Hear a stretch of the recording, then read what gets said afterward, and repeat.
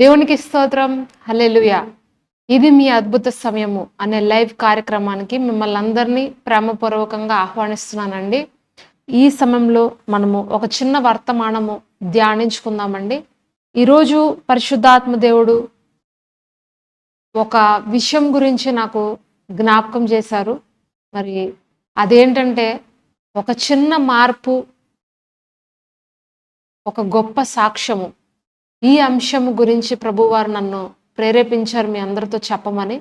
మరి ఆ మార్పేంటి, ఆ సాక్ష్యం ఏంటి అనేది మరి మనము ఈ సందేశంలో తెలుసుకుందాం.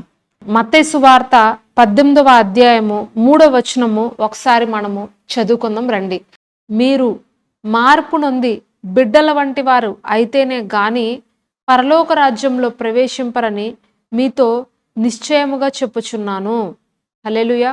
మీరు మార్పు నొంది బిడ్డల వంటి వారు అయితేనే గాని పరలోక రాజ్యంలో ప్రవేశింపరు అని మీతో నిశ్చయముగా చెప్పుచున్నాను. ఇక్కడ పరలోక రాజ్యంలో ప్రవేశించాలి అని అంటే ఎలాగ ఉండాలో ప్రభువైన యేసుక్రీస్తు వారు ఈ వచనంతో మనతో మాట్లాడుతున్నారండి. పరలోక రాజ్యంలోనికి ప్రవేశించాలి అనంటే నీ హృదయము పసిబిడ్డ వలె మార్పు చెందాలి. నీ హృదయము పసిబిడ్డలాగా నిర్మలంగా, నిష్కలంకంగా, మరి కలుషితమైనది కాకుండా, ఎటువంటి కల్మషం లేకుండా, కపటము లేకుండా నీ హృదయము శుద్ధంగా ఉండాలి. అప్పుడే నీవు పరలోక రాజ్యంలో ప్రవేశిస్తావు. దేవుని రాకడ వచ్చినప్పుడు ఆయన రెండవ రాకడలో మరి ఆయన ప్రజలను, ఆయన బిడ్డలను ఆయన తీసుకువెళ్తున్నటువంటి సమయంలో ఆయన మనకి ఎదురు పడినప్పుడు మన హృదయం ఎలాగుండాలంటే మార్పు చెందిన వారుగా ఉండాలి. బిడ్డల వంటి వారుగా మనము ఉండాలి.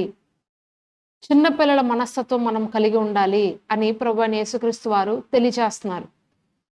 చూడండి, మరి చిన్న బిడ్డల్ని కనుక మనం చూస్తే వారిలో ఎలాంటి కల్మషం కానీ, ఎలాంటి కోపము, తాపము, మరి ద్వేషము, అసూయ, కుతంత్రాలు చేసేటువంటి హృదయము వాళ్ళలో ఉండదండి. వాళ్ళ హృదయము ఎంతో స్వచ్ఛంగా ఉంటుంది. వాళ్ళ హృదయము ఎంతో నిర్మలంగా ఉంటుంది. అవునా అండి? మా పిల్లల్ని నేను అప్పుడప్పుడు కోపం వస్తే కొంచెము గట్టిగా తిడుతుంటాను. మరి ఇంకా కోపం వస్తే ఒక దెబ్బ కూడా వేస్తుంటాను. అయితే వాళ్ళు ఆ విధంగా తిడుతున్నప్పుడు, కొడుతున్నప్పుడు నా వంక కొంచెం కోపంగా చూస్తారు. ఒక్కొక్కసారి బాధపడతారు, ఏడుస్తారు.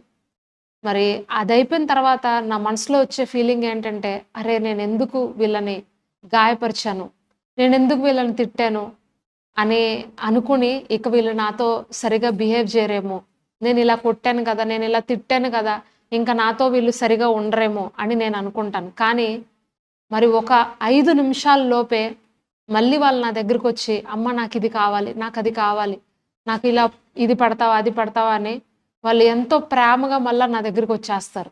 అప్పుడు నాకు అర్థమవుతుంది పిల్లల హృదయము ఎంత బాగుంది. ఏది వాళ్ళ హృదయంలో పెట్టుకోవట్లేదు. ఏది కూడా వాళ్ళ మనసులో దాన్ని క్యారీ చేయట్లేదండి. ఒక మనిషి మీద కోపం వచ్చినా, ఒక మనిషి మీద ఆయాసం కలిగినా దాన్ని వాళ్ళు క్యారీ చేయట్లా. అక్కడికక్కడే మర్చిపోతున్నారు. అక్కడికక్కడే వదిలేస్తున్నారు. అక్కడికక్కడే ఆ వ్యక్తిని క్షమిస్తున్నారు. తిరిగి మరలా ఆ వ్యక్తితో వెళ్ళి కలిసిపోయి మాట్లాడతారు. కొన్ని కొన్ని సందర్భాలు వస్తాయండి, నేను చూస్తాను. మన ఇళ్లల్లో మనకి మన బంధువుల్లో ఎవరైనా కొంచెం పడకపోతే కనుక, లేకపోతే మన స్నేహితుల్లో ఎవరైనా కొంచెం వాళ్ళతో మనకి ఆయాసం ఉంటే, లేకపోతే కోపం ఉంటే, శత్రుత్వం ఉంటే, మన పిల్లలు ఆ పక్కన ఉన్నటువంటి ఆ పిల్లలు, శత్రువులైనటువంటి వారి పిల్లలు చక్కగా కలిసిపోతారు, మాట్లాడుకుంటారు. అసలు వాళ్ళకి ఆ ఫీలింగ్సే ఉండవు. నేను నా కళ్ళారా ఇలాంటి సందర్భాలు నేను చూశానండి 1, 2. అప్పుడు మనసులో ఈ విధంగా అనిపించేది. ఈ పెద్దలైనటువంటి ఈ తల్లిదండ్రులు కొట్టుకుంటున్నారు, గొడవలు పడుతున్నారు, శత్రుత్వంగా ఉన్నారు గానీ, అసలు వీళ్ళకైతే ఏమీ లేదు. వీళ్ళ మధ్యలో అసలు ఎలాంటి శత్రుత్వం గానీ, కక్ష కార్పణ్యాలు గానీ ఏమీ లేవు. చక్కగా మాట్లాడుకుంటున్నారు వీళ్ళు. ఇలా ఉండాలి కదా! ఇది కదా నిజమైన స్వచ్ఛమైన బంధం అంటే ఇదే కదా! అని మరి ఆ పిల్లల్ని చూసినప్పుడు కొన్ని పాఠాలు మనం నేర్చుకోవచ్చండి. ఇక్కడ ప్రభువారు మనతో అదే తెలియజేస్తున్నారు. నువ్వు మార్పు నొంది, ఎలాగండి? మనము మార్పు నొంది బిడ్డల వంటి వారుగా అయినప్పుడు, అప్పుడు పరలోక రాజ్యంలో మనము ప్రవేశించగలుగుతాము. హల్లెలూయా! చిన్నపిల్లల మనస్తత్వం, యథార్థమైనటువంటి హృదయము, దేవుని వాక్యం సెలవిస్తుంది, యథార్థవంతుల ప్రార్థన ఆయనకు ఆనందదాయకము. హల్లెలూయా! యథార్థవంతుల ప్రార్థన ఆయనకి ఇష్టమంటండి. వినయము గలవారి వద్ద ఆయన నివాసము చేస్తున్నాను అని చెప్తున్నారు. దీనుల దగ్గర, తగ్గించుకుంటున్న వారి దగ్గర తండ్రి అయిన దేవుడు నివాసం చేస్తాడంట. హల్లెలూయా! ఎవరైతే విరిగి నలిగిన హృదయం కలిగిన వారుగా ఉంటారో, నూతన శిశువు వలె, అప్పుడే పుట్టిన శిశువు వలె ఉంటారో, అటువంటి వారి దగ్గరంట వారు ఆధ్యాత్మికంగా వర్ధిల్లుతారంట, వారు భక్తిలో ఎదుగుతారంట, విశ్వాసంలో ఎదుగుతారంట, పరలోకపు సంగతులు వారికి తెలుస్తాయంట, పరలోకపు రాజ్యపు మర్మములు మొట్టమొదటిగా వారికి బయలుపరచబడతదంట. ఇది పెద్దలకు మరుగు చేయబడి పసిపిల్లలకు, బాలురకు ఈ సంగతులు తెలియజేయబడుతున్నవి. ఈ సంగతులు అంటే ఏంటో తెలుసా అండి? పరిశుద్ధాత్మ సంగతులు. యోహాను సువార్తలో వ్రాయబడి ఉంటది. ఇది పెద్దలకు మరుగు చేయబడింది, పసిపిల్లలకు, బాలురకు ఈ యొక్క సంగతులు తెలియజేయబడినవి. దేవుని సంగతులు తెలుసుకోవాలి అని అంటే, దేవునితో మరింతగా మంచి సంబంధం కలిగి ఉండాలంటే మన హృదయము అనేది ముఖ్యమైన పాత్ర పోషిస్తుందండి. ఎవరి హృదయం అయితే శుద్ధంగా ఉంటుందో, ఎవరి హృదయం అయితే నిర్మలంగా ఉంటుందో, వారి పాపములను విడిచిపెట్టి, వారి మోసములను విడిచిపెట్టి దేవుడి దగ్గర సబ్మిట్ అవుతారో, అటువంటి వారిని అంట దేవుడు అత్యధికంగా ప్రేమిస్తాడంట. ఆయన ప్రేమనంతటిని వారి మీద కుమ్మరిస్తాడంట. హల్లెలూయా! చూడండి, ఈరోజు చాలామంది మేము క్రైస్తవులమండి, మేము క్రీస్తుని వెంబడిస్తున్న వారమండి అని ప్రకటించుకుంటారు, చెప్పుకుంటారు. వారు ఇంటి పైన ఒక బోర్డు పెడతారు, ఈ గృహమునకు అధిపతి క్రీస్తే అని చెప్పి. కానీ నిజంగా వారి గృహంలో అధిపతి క్రీస్తేనా? కాదు. నిజంగా మరి వాళ్ళ గృహంలోకి మనము వెళ్ళి తొంగి చూస్తే కనుక, వారి ఇంట్లోకి మనం వెళ్ళి చూస్తే కనుక ఎంతో దూషణ, ఎన్నో అబద్ధాలు, ఎన్నో మోసాలు, అదేవిధంగా మరి త్రాగుబోతనము, వ్యభిచారము, మరి జారత్వము, మరి ఈ విధమైనటువంటి చిల్లంగి క్రియలు అన్ని చేస్తుంటారండి ఈరోజు క్రైస్తవులు అనబడుతున్నవారు. ఆ మార్పు సరైన మార్పు కాదు. ఏదో పెద్దవాళ్ళు మారారు కదా, మా తాతగారు క్రైస్తవులు, మా అమ్మగారు క్రైస్తవులు, మా నాన్నగారు క్రైస్తవులు కాబట్టి నేను క్రైస్తవుణ్ణి అని అనుకుంటున్నారు. లేకపోతే నా తల్లిదండ్రులు ఏమన్నా అంటారేమో అని కొంతమంది క్రైస్తవులుగా ఉంటారు. ఈ విధంగా వచ్చినటువంటి సగం సగం మార్పు అనేది మీ జీవితంలో విశ్వాసాన్ని పెంచలేదండి. అందుకనే ఇక్కడ ప్రభువు వారు చెప్తున్నారు, నీ మార్పు ఎలాగుండాలంటే పసిబిడ్డల వలె ఉండాలి. ఇక్కడ నేను ఒక ఇద్దరు స్త్రీల గురించి మీతో చెప్తానండి ఈరోజు. వీళ్ళిద్దరిలో వచ్చినటువంటి మార్పు వీళ్ళ జీవితాలని మార్చివేసింది. వీరిద్దరూ తీసుకున్నటువంటి ఆ నిర్ణయాలు ఏవైతే ఉన్నాయో వారి జీవితాలను అవి ఒక గొప్ప సాక్షిగా, అనేకులు వారిలో క్రీస్తును గుర్తించేదిగా వారి జీవితాలు మార్పు చెందినాయి. వాళ్ళల్లో మొట్టమొదటి స్త్రీ బేతనియాలో ఉన్నటువంటి లాజర్ సహోదరి అయిన మరియా. ఎవరండి? బేతనియాలో ఉన్నటువంటి లాజరు సహోదరి అయినటువంటి మరియా. వీరికే మరొక పేరు ఉంది, యేసు ప్రేమించిన కుటుంబము. యేసు ప్రేమించినటువంటి కుటుంబము. లాజర్, మరియా, మార్తా, ఈ ముగ్గురిని ప్రభువారు ప్రేమించారు. మరి ఒకసారి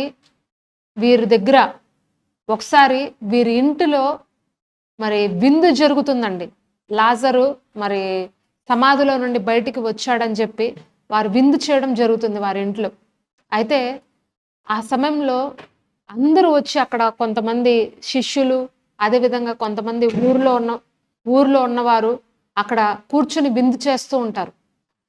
మరి ఆ సమయంలో ఈ మరియా ఒక అత్తరు బుడ్డిని తీసుకువెళ్ళి యేసు ప్రభు పాదాలు వెనక్కి పెట్టి భోజనం చేస్తున్నారు. మరి యూదుల సాంప్రదాయం ప్రకారము మరి మగవారు వారి వారి యొక్క పాదములను వెనకకు పెట్టి ముందు కూర్చుని వారు భోజనం చేస్తారండి. మనకులాగా ఇలా మఠం వేసుకుని కూర్చుని వాళ్ళు తినరు. వాళ్ళ సాంప్రదాయం ప్రకారం వాళ్ళు వెనక పెడతారు కాళ్ళు. మీరు కొన్ని మూవీస్లో కూడా చూసుంటారు అటువంటి సందర్భాలు. అయితే ఈ మరియ వచ్చి వెనక నుండి వచ్చి అత్తరు బుడ్డిని పగలగొట్టి ఆయన మీద తల మీద పోసి అభిషేకించిందంట. అదేవిధంగా మరి ఆయన పాదములను తన కన్నీటితో కడిగి తన యొక్క తల వెంట్రుకలతో ఆయన పాదములను తుడిచి ఆయన పాదములను ముద్దాడుతుందంటండి. హల్లెలూయా. మరి అక్కడ చూస్తున్నారంట చాలామంది ఈమె చేసే పనులన్నీ. మరి మరియా ఎవరో చూస్తున్నారని, ఎవరో ఆమెను కించపరుస్తారని, లేకపోతే వీళ్ళు ఎదురుకుండా నేను ఇలాగ చేయకూడదు అని కానీ ఆమె పట్టించుకోవట్లేదండి. ఆమె మనసులో ప్రభువుకి మొదటి స్థానం ఇవ్వాలనుకుంది. ప్రభువుని తన దగ్గర ఉన్నటువంటి విలువైన వస్తువుతో అభిషేకించాలి అని కోరుకుంది. అందుకనే తన దగ్గర ఉన్నటువంటి అత్యంత విలువైన అత్తరు బుడ్డిని తీసుకొచ్చి అమాంతంగా పగలగొట్టి ప్రభువు వారిని అభిషేకించింది. హల్లెలూయా. మరి అక్కడ ఉన్నటువంటి కొంతమంది శిష్యులు, అదేవిధంగా కొంతమంది వ్యక్తులు ఇలాగ అంటున్నారు ఆమెని, ఇంత విలువైన అత్తరు బుడ్డిని నువ్వు ఇలాగ ఎందుకు నష్టపరుస్తున్నావు? దీనిని అమ్మి బీదలకు ఇస్తే బీదలు పోషించబడతారు కదా, నువ్వు ఇంత విలువైన దాన్ని ఎందుకు నష్టపరచడము? నువ్వు భక్తి చేసుకోవాలంటే మరి ఇంక వేరే మార్గం ఉంటుంది కదా, ఇలా ఎందుకు చేయడము, అలా ఎందుకు చేయడము? చూడండి, ఈ రోజుల్లో చాలామంది వారు భక్తి చేస్తున్న వాళ్ళని చూసి వెనక్కి లాగుతారు. అవునా అండి? వాళ్ళు చేయరు ఎలాగో భక్తి, వారికి ఆధ్యాత్మికంగా వాళ్ళు బలపడరు. కానీ ఇంట్లో ఎవరైనా చేస్తుంటే, భార్య చేస్తుంటే భర్త లాగడము, భర్త చేస్తుంటే భార్య లాగడము, మరి పిల్లలు చక్కగా మందిరానికి వెళ్తుంటే ఆ పిల్లల్ని ఆటంకపరచడం. ఎందుకురా, ఎగ్జామ్స్ ఉన్నాయి కదా, ఎగ్జామ్స్ అప్పుడు కూడా చర్చికి వెళ్ళాల్సిన పనేంటి? చదువుకో నువ్వు చక్కగా, తర్వాత వెళ్దు కానీ చర్చికి, చర్చ్ ఎప్పుడు ఉండేదే కదా అని చెప్పి చాలామంది ఇలాగా భక్తి చేస్తున్న వారిని ఆటంకపరుస్తారు. భక్తి చేస్తున్న వారిని వెనక్కి లాగుతారు. నువ్వు చేయక్కర్లేదు, ఇలాంటివి చేయాల్సిన అవసరం ఏంటి? మరి ఇంట్లో ఏదన్నా శుభకార్యం జరిగినా, ఏదైనా ఒక వస్తువు కొనుక్కున్నా వెంటనే కృతజ్ఞతార్పణలు తీసుకొచ్చి ఇస్తుంటే భర్తలు, ఎందుకండి మీరు ఇప్పుడు ఇవ్వడము పాస్టర్ గారికి డబ్బులు, ఆయనకి బోల్డ్ మంది ఇస్తారు, మనం ఇవ్వాల్సిన అవసరం ఏంటి చెప్పండి? ఏమి ఇవ్వక్కర్లా, వచ్చేసేయండి అని చెప్పి కొంతమంది భార్యలు వాళ్ళ భర్తల్ని ఆ అర్పణ ఇవ్వకుండా, దేవుణ్ణి అభిషేకించకుండా, దేవునికి ప్రాధాన్యతనివ్వకుండా వెనక్కి లాగుతారు. ఇక్కడ ఈ మరియా ఈ విధంగా ప్రభువారిని అభిషేకిస్తున్నప్పుడు కూడా కొంతమంది ఈమెను చేసిన పనిని చూసి కించపరిచారు. మరి ఆమె పైన నెపాలు చెప్పారు, ఆమె పైన దోషభరితంగా ఆమెను మాట్లాడారు. ఇది అమ్మి నువ్వు బీదలకు ఇవ్వవచ్చు కదా, ఇలా ఎందుకు నువ్వు చేయడం అని చెప్పి ఆమెను కించపరిచినట్టుగా మాట్లాడారు, ఆమెను ప్రశ్నించారు. కానీ ఆమె హృదయంలో వచ్చినటువంటి ఆ మార్పు ఏదైతే ఉందో, ఆమె హృదయంలో వచ్చినటువంటి ఆ ఒక్క ప్రత్యక్షత ఏదైతే ఉందో, ఆమెను ఆ పని చెయ్యనివ్వకుండా అది ఆపలేకపోయింది. హల్లెలూయా. ఆమె జీవితంలో ఒకానొక సమయంలో ఆమె పాప జీవితం నుంచి ప్రభువైన యేసుక్రీస్తు వారు ఆమెను విడిపించారు. ఆ ప్రేమ ఆమెను పట్టుకుందండి. ఆ ప్రేమ ఆమెను యేసుక్రీస్తు పాదాల వరకు తీసుకొచ్చింది. ఆమె ఇక ముద్దాడకుండా ఉండలేకపోయింది. ఎవరు నన్ను ఏమి అన్నా పర్వాలా, ఎవరు నన్ను చీప్గా చూస్తున్నా పర్వాలా, నేను నా దేవునికి ప్రాధాన్యతనిస్తాను, నా దగ్గరున్న విలువైనది నా దేవునికి నేను సమర్పించుకుంటాను అని ప్రభువారికి ఆమెకు సమర్పించినప్పుడు ప్రభువారు ఆమెను గురించి ఒక స్టేట్మెంట్ ఇచ్చారండి. చూద్దాము. మార్కు సువార్త 14వ అధ్యాయము 19వ వచనంలో ఇలాగ రాయబడి ఉందండి. మార్కు సువార్త 14వ అధ్యాయము 9వ వచనం. సర్వలోకంలో ఈ సువార్త ప్రకటించబడునో, సర్వలోకంలో ఎక్కడ ఈ సువార్త ప్రకటించబడునో అక్కడ ఈమె చేసినదియు జ్ఞాపకార్థకంగా ప్రశంసించబడును అని మీతో నిశ్చయముగా చెప్పుచున్నాను అనెను.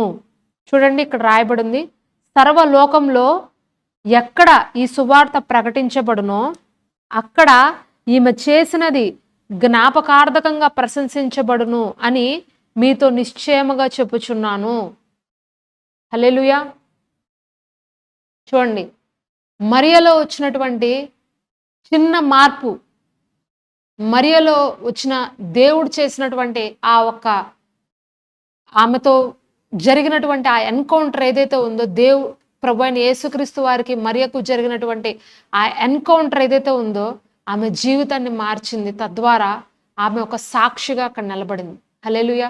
ప్రభు వారు చెప్తున్నారు, సర్వలోకంలో ఎక్కడైతే ఈమెను గురించి మరి మాట్లాడుకుంటారో, చెప్పుకుంటారో అక్కడ ఇది ఒక జ్ఞాపకార్థకంగా ఉండిపోతుంది.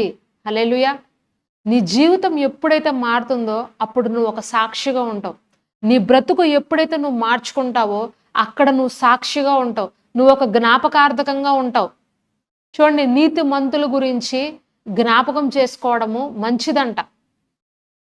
ఆమె చేసినటువంటి నీతి కార్యములను మనము ఈరోజు తలంచుకుంటున్నాము, దానిని గురించి చెప్పుకుంటున్నాము అంటే ప్రభువారు ఆ రోజు ఆమె చేసినటువంటి ఆ అభిషేకాన్ని బట్టి, ఆమె ఇచ్చినటువంటి ఆ ఒక విలువైన ప్రాధాన్యతను బట్టి ప్రభువారు ఆమెను అంటున్నారు, ఈమె గురించి ఎక్కడ చెప్తారో అక్కడ జ్ఞాపకం చేసుకుంటారు, ఈమెను అందరూ జ్ఞాపకం చేసుకుంటారు, ఈమె ఒక సాక్షిగా ఉంటుంది.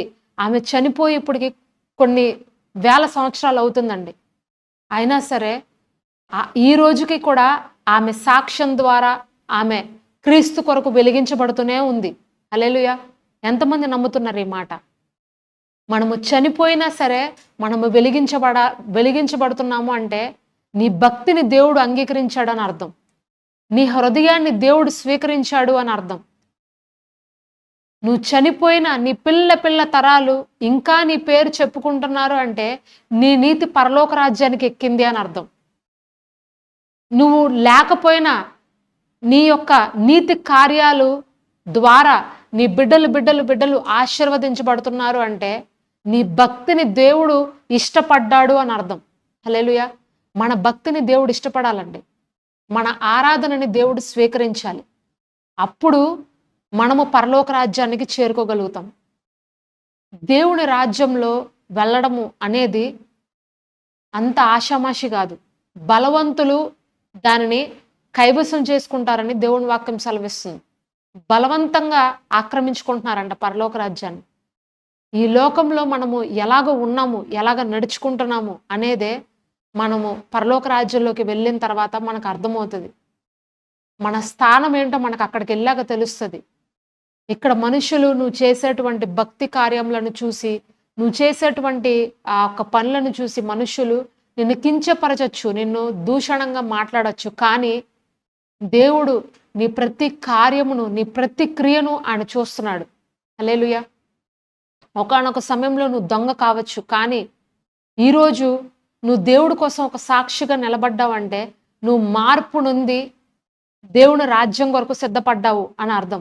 ఒకానొక సమయంలో నువ్వు వ్యభిచారి కావచ్చు, కానీ ఈరోజు నువ్వు మార్పు నుండి క్రీస్తు శిష్యురాలుగా నువ్వు ఉన్నావు అంటే నువ్వు దేవుడు నిన్ను అంగీకరించాడు, నిన్ను స్వీకరించాడని అర్థం. హల్లెలూయా.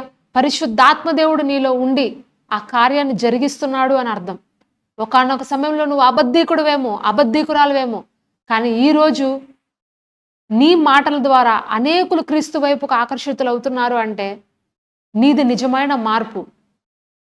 నీ మార్పును బట్టి అనేకులు నీలో క్రీస్తుని చూస్తున్నారు. హల్లెలూయా. ఇక్కడ మరియ చేసినటువంటి కార్యమును బట్టి యేసుక్రీస్తు ప్రభువారు ఆమెను మెచ్చుకుంటున్నారు. ఈమె గురించి ఎక్కడ ప్రకటించబడుతుందో అక్కడ ఈమెను జ్ఞాపకం చేసుకుంటారు. ఈమె ఒక సాక్షిగా ఉంటుంది అని ప్రభువారు ఆమెను ప్రశంసిస్తున్నారు. హల్లెలూయా. మన సాక్ష్యం కూడా అలాగ ఉండాలండి. మన మార్పు కూడా అలాగ ఉండాలి. సగం మార్పు, సగం భక్తి, సగము ఆధ్యాత్మిక జీవితము, కొంచెం సేపు లోకంలో, కొంచెం సేపు దేవుళ్ళో, కొంచెం సేపు మరి భక్తిలో, కొంచెం సేపు భుక్తిలో. ఇలాగ ఉండకూడదు. మన మార్పు అలాగ ఉండకూడదు. కంప్లీట్గా మారిపోవాలి. కంప్లీట్గా దేవుడి కోసం డెడికేటెడ్గా ఉండాలి. అందుకే ప్రకటన గ్రంథంలో రాయబడి ఉంది, నువ్వు చల్లగానైనా ఉండు, వెచ్చగానైనా ఉండు. నులివెచ్చగా ఉంటే ఏం చేస్తాడండి? నా నోటి నుండి నేను నిన్ను ఉమ్మి వేస్తాను, నా నోటి నుండి నేను నిన్ను ఉమ్మి వేస్తాను అంటున్నారు ప్రభు. నువ్వు చల్లగానైనా ఉండాలి, నువ్వు వెచ్చగానైనా ఉండాలి. నీ మార్పు ప్రజలకు కనబడాలి. ఇతనిలో నిజంగా క్రీస్తున్నాడు, ఈమెలో నిజంగా క్రీస్తున్నాడు, పరిశుద్ధాత్ముడు ఈమెలో ఉండి మాట్లాడుతున్నాడు అని ప్రజలకు తెలియాలి. అప్పుడు నిజమైన మార్పు. హల్లెలూయా. మరి మరొక స్త్రీ ఉందండి, ఈమె సమరయ స్త్రీ. ఈమె గురించి కూడా మీకు బాగా తెలిసే ఉంటది. ఈ సమరయ స్త్రీ కూడా మరి అనేక మంది భర్తలను మారుస్తుంది. తృప్తి లేనటువంటి జీవితాన్ని ఈమె జీవిస్తుంది. తన జీవితంలో తృప్తి లేదు, తన జీవితంలో నెమ్మది లేదు, తన జీవితంలో ప్రశాంతత లేదు, పరిశుద్ధత లేదు. అందుకనే అందరూ బావి దగ్గరికి నీళ్లు చేదుకోవడానికి ఉదయకాలం వస్తే ఈమె ఎవరికి కనపడకుండా మధ్యాహ్న కాలం వస్తుందంట, ఎవ్వరికి కనపడకుండా ఉండాలని. అదే సమయంలో ప్రభువారు ఆమెతో మాట్లాడడానికి ఒంటరిగా ఆ సమయంలో అక్కడికి వెళ్ళి మరీ కూర్చున్నారు, కాపు కాశారు. ఎట్లాగైనా ఈరోజు ఈమెను నేను పట్టుకోవాలి, ఈమెను నేను మార్చాలి అని. మరి అనుకున్న రీతిగానే ఆమె వచ్చింది. అక్కడ ప్రభు ఆమెతో మాట్లాడడం జరిగింది. అక్కడ ఒక ఎన్కౌంటర్ అయింది. ఆమె జీవితం గురించినటువంటి సంగతులన్నీ ప్రభువారు ఆమెతో ప్రస్తావించడం జరిగింది. ఆమె, నువ్వు ప్రవక్తవు, నువ్వు నిజంగా మెస్సయ్యవు, మేము ఎదురు చూస్తున్నటువంటి ఆ మెస్సయ్య నువ్వే అని సమరయ స్త్రీ ఆయనతో చెప్పి ఆ ఊరిలో అందరికీ కూడా మెస్సయ్య వచ్చాడు అని చెప్పడానికి వెళ్ళిందంట. హల్లెలూయా. ఎంత గొప్ప మార్పు కదండి సమరయ స్త్రీలో. ఒక్క ఎన్కౌంటర్, దేవుడితో ఆ పరిచయము, దేవుడు ఐ టు ఐ కాంటాక్ట్, దేవుడు తన యొక్క నోటితో మాట్లాడుతున్నటువంటి ఆ మాటలు, దేవుని మాటల్లో వస్తున్నటువంటి అభిషేకము ఆమెను మార్చింది. ఆ రోజు గొప్పగా మార్చింది ఆమెను. ఆమె పాత జీవితం, ఆమె రోత జీవితం విడిచిపెట్టి దేవుడి కోసం పరిగెత్తింది ఊరిలోకి. హల్లెలూయా. మరి ఒకసారి ఆ వచనం కూడా మనం చూద్దాం. యోహాను సువార్త 4వ అధ్యాయము 28 నుంచి 30 వచనాలండి. యోహాను సువార్త 4వ అధ్యాయము 28 నుంచి 30 వచనాలు. ఆ స్త్రీ తన కుండ విడిచిపెట్టి ఊరిలోకి వెళ్ళి, మీరు వచ్చి నేను చేసినవన్నీ నాతో చెప్పిన మనుష్యుణ్ణి చూడుడి, ఇదిగో ఈయన క్రీస్తు కాడా అని ఆ ఊరి వారితో చెప్పగా, వారు ఊరిలో నుండి బయలుదేరి ఆయన వద్దకు వచ్చుచుండిరి.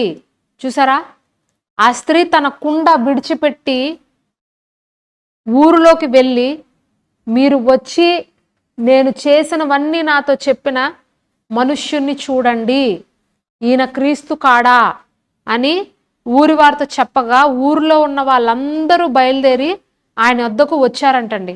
హల్లెలూయా. ఇది నిజమైన మార్పు అంటే ఏంటండి?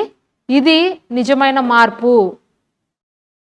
ఈమె మార్పు ద్వారా ఊరు కూడా క్రీస్తు ఎవరో తెలుసుకున్నారంట. ఈమెలో వచ్చిన మార్పును బట్టి, ఈమె జీవితాన్ని ఈమె మార్చుకోవడాన్ని బట్టి ఊరు కూడా క్రీస్తుని తెలుసుకున్నారంట. ఈరోజు ఊరంతా అవసరం లేదండి. మీ ఇంట్లో వాళ్ళకి తెలిసిందా మీరు క్రీస్తుని నమ్ముకున్నారని? మీ ఇంట్లో వాళ్ళకి తెలిసిందా మీరు బైబిల్ చదువుతున్నారని? మీ ఇంట్లో వాళ్ళకి తెలిసిందా మీరు మీ పాత జీవితాన్ని వదిలేశారు అని, మీ రోత జీవితాన్ని మీరు విడిచిపెట్టారని? ఈమె తన చేతిలో ఉన్న కుండను విడిచిపెట్టి, అంటే తన పాప జీవితాన్ని విడిచిపెట్టిందంట. అక్కడికక్కడ పడేసిందంట దాన్ని. తను ఏ పని కోసం వచ్చిందో అది మర్చిపోయింది, ఇంకా అది అక్కడ పడేసిందంట. పడేసి ఊర్లోకి వెళ్ళి, ఈయన క్రీస్తు కాడా, నా జీవితంలో జరిగినవన్నీ ఈయన నాతో చెప్పాడు, ఒక్కసారి వచ్చి ఆయన్ని చూడండి, మీ బతుకులు కూడా మారతాయి, మీ జీవితాలు కూడా మారతాయి, మీరు కూడా ఒక సాక్షిగా ఉంటారు అని చెప్పింది. అప్పటి వరకు ఎవరికి కంటపడనటువంటి స్త్రీ, మనుషులు వస్తే దాక్కుని తిరిగే స్త్రీ, ఆ భర్త బాలేదని ఇతనితో, ఇతను బాలేదని అతనితో మార్చుకుంటూ తృప్తి లేకుండా ఒక దాహంతో బతికినటువంటి స్త్రీ జీవజల ఓటలు ఎప్పుడైతే ప్రభు దగ్గర తాగిందో, దేవుడు మాటలు ఎప్పుడైతే తన హృదయంలో స్వీకరించిందో, అప్పుడే ఆమెలో ఉన్నటువంటి ఆ పాత రోత హృదయాన్ని దేవుడు బద్దలు కొట్టాడు అక్కడే. ఆమె జీవితాన్ని మార్చాడు. ఆమె జీవితాన్ని ఒక సాక్షిగా, అనేకులకు ఉపయోగకరమైనటువంటి ఒక పాత్రగా ఆ రోజు సమరయ స్త్రీని దేవుడు అభిషేకించాడు. ఆమె పేరు కూడా మనకు సరిగా తెలియదు, కానీ ఆమె పేరు తెలియకపోయినా ఆమె సాక్ష్యాన్ని మనం ఈరోజు చెప్పుకుంటున్నామంటే ఆమె ఎంత ధన్యురాలండి. ఆ ఊరు కదిలొచ్చిందంట. సమరయ అంతా కదిలొచ్చిందంట. క్రీస్తు వచ్చాడు అని చెప్పి. ఈరోజు మనలో జరిగినటువంటి మార్పు ప్రజలందరికీ తెలియాలి. నువ్వు మారావు అని అంటే నీ యొక్క జీవనశైలి మారిపోతుంది, నీ నడవడిక మారిపోతుంది, నీ ప్రవర్తన మారిపోతుంది, నువ్వు ఆలోచించే ఆలోచనలు మారిపోతాయి, నీ యొక్క చూపులు మారిపోతాయి, నీ మాటలు మారిపోతాయి, నీ యొక్క నువ్వు నడుచుకునే ఇతరులతో నువ్వు నడుచుకునే విధానం ఏదైతే ఉందో అది మారిపోతుంది. ఇంతకు ముందులాగా నువ్వు వ్యభిచారమైనటువంటి తలంపులతో నువ్వు చూడవు స్త్రీలని. నువ్వు ఇప్పుడు ప్రతి స్త్రీని కూడా మరి దైవత్వంతో చూస్తావు, పరిశుద్ధమైనటువంటి హృదయంతో నువ్వు చూస్తావు. ఇదివరకుట్లాగా మోసపూరితమైనటువంటి ఆలోచనలు నీలో ఉండవు. ఎవ్వరిని నువ్వు మోసం చేయలేవు. క్రీస్తు నీలో కనుక ఎంటర్ అయితే, నీలో ఆయన ఆత్మ నివసిస్తే ఎక్కడ కూడా నువ్వు ఇక మోసం చేయలేవు. నీ చేతులు నువ్వు అపవిత్రపరుచుకోలేవు. నువ్వు ఎక్కడికి వెళ్ళినా సరే ఆత్మల భారంతో ఉంటావు. ఒక్క ఆత్మ నశించిన నువ్వు తట్టుకోలేవు. ఒక్క ఆత్మ నీ ఎదురుకుండా పాడైపోతున్నా సరే వాళ్ళకి క్రీస్తుని గురించి చెప్పకుండా నువ్వు ఉండలేవు. ఎందుకంటే నీ హృదయంలో, నీ గుండె నిండా ఆయన మాటలు ఉంటాయి కాబట్టి. సమరయ స్త్రీ గుండె నిండా యేసు ప్రభుని పెట్టుకుంది. ఇక ఆమె ఎవరికి చెప్పకుండా ఉండలేకపోయింది. ఆమెలో కలిగినటువంటి ఆ చిన్న మార్పు, ఆ చిన్న చేంజ్ ఆమెను ఒక గొప్ప సాక్షిగా ఆ రోజు మార్చింది. హల్లెలూయా. మరి 2011 సంవత్సరంలో ప్రభువారు నన్ను దర్శించారండి. నా జీవితాన్ని ఆయన మార్చాడండి. నేను ఈ రోజుకి కూడా ప్రభువుకి రుణపడి ఉంటాను. ఆ రోజు ప్రభువు నన్ను దర్శించకపోతే, ఆ రోజు ప్రభువు నాతో మాట్లాడకపోయి ఉంటే నేను ఈరోజు ఇక్కడ ఉండకపోయేదాన్ని. ఒక అన్య కుటుంబంలో మరి నా పాత జీవితాన్ని నేను అనుసరిస్తూ, నా పాత బ్రతుకుల్ని నేను కలిగి ఉంటూ, అబద్ధాలను, మోసాలను, మరి సినిమాలు చూసుకుంటూ, నాకు నచ్చినట్లుగా బ్రతుకుతూ నా జీవితాన్ని నేను పాడు చేసుకునేదాన్ని. కానీ 2011లో ప్రభువారు నన్ను దర్శించారు. నా కుటుంబంలో నేను ఒక్కదాన్నే రక్షించబడ్డానండి. ఎవ్వరూ రక్షించబడలేదు. నాకు ఎన్నో వ్యతిరేకతలు వచ్చినాయి. నేను మారినప్పుడు మరి నా తల్లిదండ్రులు కానీ, నా రక్త సంబంధికులు కానీ, నా బంధువులు అందరూ నన్ను ఇంట్లోంచి వెళ్ళేసేశారు. ఇక ఈమె మన ఇంట్లోకి రాకూడదు, ఈమె మన యొక్క కార్యక్రమాల్లో ఈమె ఉండకూడదు అని అందరూ నన్ను దూరం పెట్టారు చాలా సంవత్సరాలు. కానీ నాలో ఉన్న క్రీస్తుని, నాలో ఉన్న ఆ యొక్క మంటను నేను ఎప్పుడు ఆర్పుకోలేదు.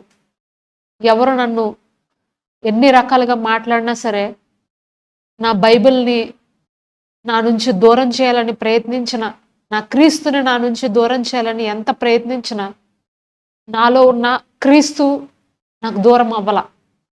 ఆయన నాతోనే ఉన్నాడు. హల్లెలూయా. నాలో ఉన్న మార్పుని చూసి, నాలో జరుగుతున్నటువంటి ఆ యొక్క మార్పులను చూసి నా కుటుంబ సభ్యులు కావచ్చు, నా వారు కావచ్చు నన్ను ఎంతో కించపరిచారు. కానీ నేను నా కుటుంబానికి ఎప్పుడు క్రీస్తుని పరిచయం చేస్తూనే ఉన్నాను. నా రక్త సంబంధికులకి ఎప్పుడూ నేను ఒక సాక్షిగానే ఉన్నాను. మరి వాళ్ళకి మాత్రమే కాదు, ప్రభు యొక్క మహాకృపను బట్టి మరి ఈరోజు మీకు, మరి అనేకులకు రాబోయే రోజుల్లో అనేకులకు కూడా ఒక సాక్షిగా ఉండాలి అనేది నా ఆశ. హల్లెలూయా. మరి దేవుడు మనల్ని మార్చినప్పుడు, దేవుడు మన యొక్క హృదయంలోకి వచ్చినప్పుడు మనము ఒక మంచి సాక్షిగా ఉంటామండి. మన యొక్క సాక్ష్యాన్ని మనము ప్రకటించుకోకుండా ఉండలేము. దేవుడు మనలో వేసినటువంటి ఆ ప్రేమ, ఆ ప్రేమ అనే ఆ ఒక్క ఆత్మ అభిషేకము అది అనేకులకు మనము చూపించకుండా ఉండలేము. హల్లెలూయా. అది నిజమైన మార్పు, నిజమైన పరివర్తన, నిజమైన ఆ అభిషేకము అనేది మనల్ని పరలోక రాజ్యానికి నడిపిస్తుందంట. హల్లెలూయా. మరి ఇక్కడ సమరయ స్త్రీ కానీ,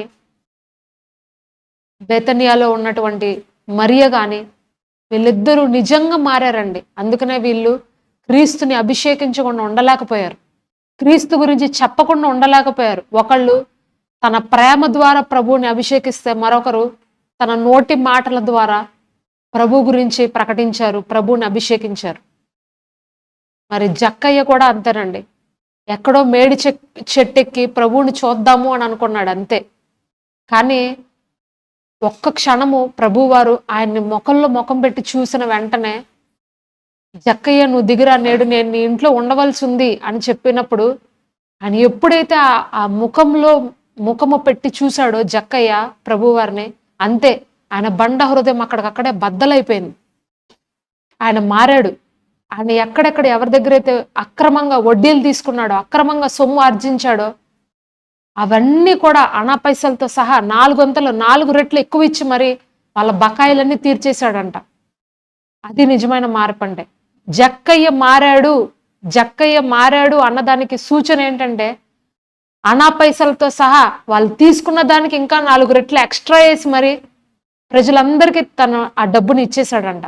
అంటే తన ఇంట్లో అపవిత్రమైన సొమ్ము ఒక్కటి కూడా ఆయన పెట్టుకోలేదు, ఒక్క రూపాయి కూడా ఆయన పెట్టుకోలేదు. ఇది నిజమైన మార్పు. అందుకనే ప్రభు ఆయనతో అంటారు, జక్కయ్య ఈరోజు నీకు మాత్రమే కాదు, నీ ఇంటికి కూడా రక్షణ వచ్చింది. మనతో పాటు మన ఇంటికి కూడా రక్షణ రావాలండి. మనతో పాటు మన ఇంట్లో ఉన్న వస్తువులకు కూడా రక్షణ రావాలి. ఎక్కడెక్కడ మరి అపవిత్రమైన వస్తువులు ఉన్నాయో, అపవిత్రమైనటువంటి ఉన్నాయి అన్ని తీసి పడేయాలి. అది నిజమైన మార్పు అంటే. కొంతమంది మారామని చెప్తారు, కానీ ఇంకా ఇంట్లో అపవిత్రమైన వస్తువులు ఉంటాయి. అపవిత్రమైన మరి ఆ వాళ్ళు వీళ్ళు ఇచ్చినటువంటి వస్తువులన్నీ పెట్టుకుంటారు. మరి అక్కడక్కడ సినిమా సంబంధించినటువంటి పేపర్స్ కానీ, తర్వాత అవి ఇవి మరి పిచ్చివన్నీ పెట్టుకుంటారు ఇంట్లో. అవి క్యారీ చేస్తూ ఉంటారు. ఎన్ని సంవత్సరాలైనా అవి అలాగే ఉంటాయి, అవి తీయరు. వాటి వల్ల అపవిత్ర ఆత్మలు మీ ఇళ్లలోకి వస్తాయి. వాటి వల్ల అపవిత్రమైనటువంటి ఆలోచనలు మీ జీవితంలోకి వస్తాయి. కాబట్టి ప్రియమైన సోదరి సోదరులారా, జక్కయ్య నిజంగా మారాడు. జక్కయ్య జీవితంలోకి యేసు ప్రభు యొక్క అభిషేకము, ఆయన ప్రత్యక్షత, ఆయన కంటి చూపు ఆయన జీవితంలోకి పడినప్పుడు ఆయన పరిశుద్ధపరచబడ్డాడు, ఆయన రక్షింపబడ్డాడు. క్రీస్తుని గురించి ఆయన ఒక సాక్షిగా ఆ ఊర్లో నిలబడ్డాడు. హల్లెలూయా. మరి ఇక్కడ మరొక్క వాక్యం ఉందండి, అదొకటి చూపించి నేను ఈ సందేశాన్ని ముగిస్తాను. పేతురు రాసినటువంటి మొదటి పత్రిక 2వ అధ్యాయము 1-3 వచనాలండి. ప్రభువు దయాళుడు అని మీరు రుచి చూచి ఉన్నడల సమస్తమైన దుష్టత్వము, సమస్తమైన కపటము, వేషధారణ, అసూయ, సమస్తమైన దూషణ మాటలు మాని క్రొత్తగా జన్మించిన శిశువులను పోలిన వారే నిర్మలమైన వాక్యమును పాల వలన రక్షణ విషయంలో ఎదుగు నిమిత్తము ఆ పాలను ఆపేక్షించండి. హల్లెలూయా. చూడండి, ఇక్కడ క్లియర్గా రాయబడింది, ప్రభు దయాళుడు అని మీరు రుచి చూచి ఉన్న ఎడల సమస్తమైన దుష్టత్వము, సమస్తమైన కపటము, వేషధారణ, అసూయ, సమస్త దూషణ మాటలు మాని కొత్తగా జన్మించిన శిశువులను పోలిన వారే నిర్మలమైన వాక్యమును పాల వలన రక్షణ విషయంలో ఎదుగు నిమిత్తం ఆ పాలను ఆపేక్షించండి. హల్లెలూయా. మనము ఆధ్యాత్మిక జీవితంలో ఎదగాలి, క్రీస్తులో మనము వర్ధిల్లాలి, దేవుని కొరకు ఒక మంచి సాక్షిగా జీవించాలి అని అంటే మన జీవితంలో సమస్తమైన దుష్టత్వము, కపటము, మరి దూషణ, ఇవన్నీ కనుక మనము తీసివేసి కొత్తగా జన్మించినటువంటి శిశువుల వలె మనము ఉంటే, ఆ వాక్యమును పాల ద్వారా మీరు రక్షణ జీవితంలో ఎదగండి అని అపోస్తలుడైన పౌలు చెప్తున్నాడు. కొత్తగా జన్మించిన శిశువు ఎలాగ పాలు పడుతున్నప్పుడు ఆ బిడ్డ దినదినము దినదినము చక్కగా అభివృద్ధి చెందుతాడో, చక్కగా ఒళ్ళు చేసి చక్కగా వాళ్ళు కళతో ఉంటారో, అలాగా మనము కూడా అనుదినము వాక్యం చదువుతున్నప్పుడంట, అనుదినము దేవునితో సావాసం చేస్తున్నప్పుడంట, దేవుడు మనల్ని రూపాంతరపరుస్తాడంటండి. మనలో ఇంకా ఏవైతే మరి మరుగుపడిపోయి ఉన్నటువంటి ఆ పాత స్వభావాలు ఉన్నాయో, ఆ పాత జీవితపు తాలూకు ఆ మాటలు కావచ్చు, ప్రవర్తన కావచ్చు, ఆలోచనలు కావచ్చు, అవన్నీ కూడా అంట దేవుడు క్లియర్ చేస్తాడంట. దాన్ని శుద్ధి చేస్తాడంట దేవుడు. దేవునిలో మనము నిత్యమైనటువంటి ఆశీర్వాదాలు పొందుకుంటాం. నిత్య జీవానికి మనము వారసులుగా మార్చబడతాం. హల్లెలూయా. మరి శిశువులు పోలినటువంటి బ్రతుకులు మనము ఈరోజు కలిగి ఉందము గాక. మనము ఎక్కడైతే ఉంటున్నామో ఆ ప్రాంతాల్లో మనం ఒక సాక్షిగా ఉందము గాక. క్రీస్తుని దాచుకొని జీవించడం వల్ల ఉపయోగం లేదు. కానీ క్రీస్తులాగా మనము బ్రతుకుతున్నప్పుడు మన జీవితంలో వ్యతిరేకతలు ఎదురైనప్పటికీ కూడా మనము ఒక మంచి సాక్షిగా ఈ లోకంలో మనం బ్రతకగలుగుతాం. సమరయ స్త్రీ, నేను పాపాత్మురాల్ని, నేను ఎలాగెళ్ళి చెప్పాలి ఈ లోకానికి అని అనుకోలేదు. కానీ కుండ పడేసి వెళ్ళి మరి దేవుడికి వారి ఊర్లో వాళ్ళందరికీ సాక్ష్యాన్ని చెప్పింది. మరి మరియ కూడా నేను ఇలాగ చేస్తున్నాను ఎవరేమనుకుంటారో అని అనుకోలేదు. కానీ నా దగ్గర విలువైనది ఇంక అత్తరు తప్ప ఇంకేమీ లేదు అని అనుకుని ఆ విలువైన దేవుడి దగ్గర పగలగొట్టింది. ఈరోజు మీ విలువైన జీవితాన్ని దేవుడికి సజీవ యాగంగా అర్పించుకొనండి. దేవుని కొరకు ఒక మంచి సాక్షిగా మీరు ఉండండి. నిజమైన మార్పు కలిగి జీవించండి. సగం సగం మార్పు, సగం సగం భక్తి, సగం సగము ఆధ్యాత్మిక జీవితము మనల్ని దేవుడి నుండి దూరం చేస్తుంది. పరలోక రాజ్యానికి వెళ్ళనివ్వకుండా ఆపుతుంది. మరి నిత్య జీవంలోనికి మనం వెళ్లకుండా ఈ చిన్న చిన్న పాపాలు మన యొక్క పక్కలో బల్లెం వల్లే మనల్ని ఎప్పటికప్పుడు పొడుస్తూ ఉంటాయి, గాయపరుస్తూ ఉంటాయి. అవి మీకే కాదు, మీ పక్కనున్న వారికి కూడా అవి ఆయాసకరంగా మారిపోతాయి. మీ పక్కనున్న వారు కూడా మీకు శత్రువులుగా మారిపోతారు. కాబట్టి ప్రియమైన సోదరి సోదరులారా, మీలో వచ్చినటువంటి మార్పు మొట్టమొదటిగా మీ కుటుంబ సభ్యులు చూడాలి, మీ బిడ్డలు చూడాలి, మీ తల్లిదండ్రులు చూడాలి, మీ ఇరుగు పొరుగు వారు చూడాలి. ఇతనిలో నిజంగా క్రీస్తున్నాడు, ఇతను క్రీస్తు కోసం ఒక సజీవ సాక్షిగా ఉన్నాడు అని వారు సాక్ష్యం ఇచ్చే విధంగా మీ జీవితంలో మార్పు చెందండి. హల్లెలూయా.